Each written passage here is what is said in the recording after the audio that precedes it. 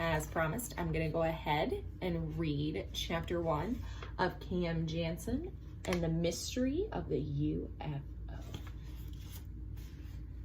Chapter 1.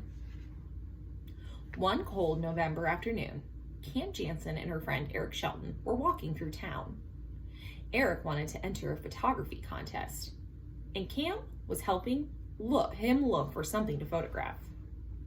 Cam picked up a crumpled potato chip bag from the street and held it over a trash can. "Take my picture," she said, "and you can call it Local Girl Cleans Up." "I can't take a posed picture," Eric told her. "You know the rules." Eric reached into his pocket and took out a page torn from a newspaper. "Here it is," Eric said, pointing at the page, "Rule 3. "I know the rules," Cam said. Cam closed her eyes and said, "Click." And she always said, "Click," when she wanted to remember something. "My mind is a mental camera," Cam often explained, "and cameras go click." "Announcing our first Junior News Photography Contest," Cam said. Her eyes were still closed. "Grand prize, $100. Entry rules. 1. Only 12-year-olds and under may enter." As Cam talked, Eric looked at the contest announcement in the newspaper. 2. Photographs must be black and white. 3. Photographs must be of local interest. They must not be posed. 4. All entries must be received no later than November 30th.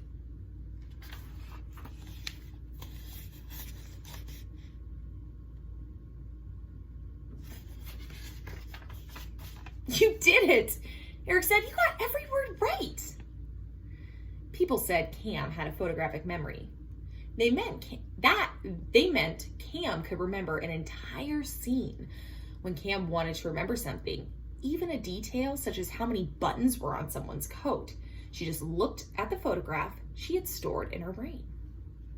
Cam's real name is Jennifer, but people started calling her the camera because of her photographic memory and because she said click so often. Soon, the camera was shortened to Cam. "Now check me," Cam said, her eyes still closed. "I'm going to say the rules backwards. 30th November, then later no received, must be entries all 4 posed be."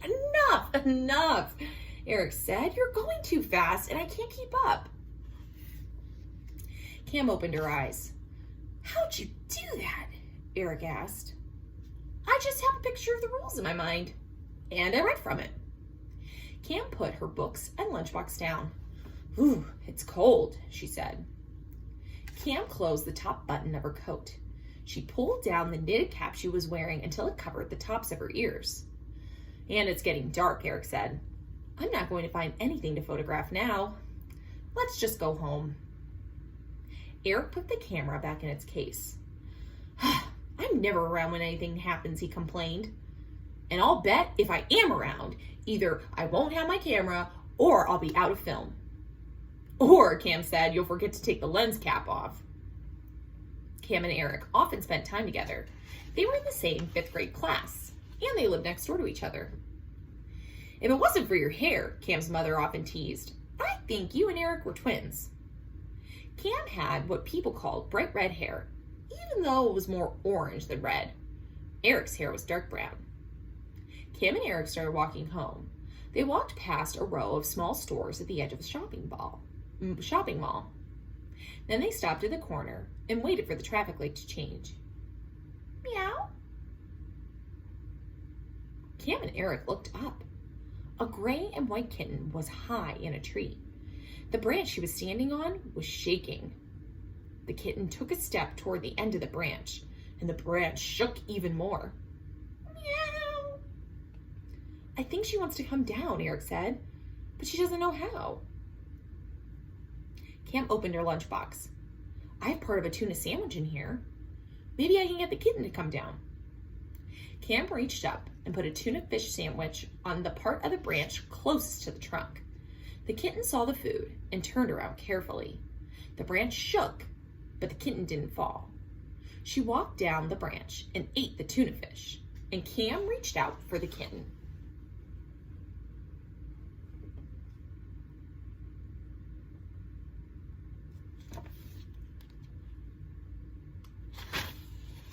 Eric was holding up his camera. "Smile," he said, and he took a picture just as the kitten jumped into Cam's arms. "I'll call the picture, 'Local Girl Saves Untamed Feline.'" Cam turned and put the kitten down. Then she stopped. She heard noises. Across the street, people were shouting and pointing. Cam looked to see what they were pointing at. In the distance, Cam and Eric saw floating green, yellow, blue, and red lights. The lights seemed to brush against one of the trees at the edge of the park. Cam looked straight at the lights and said, "Click."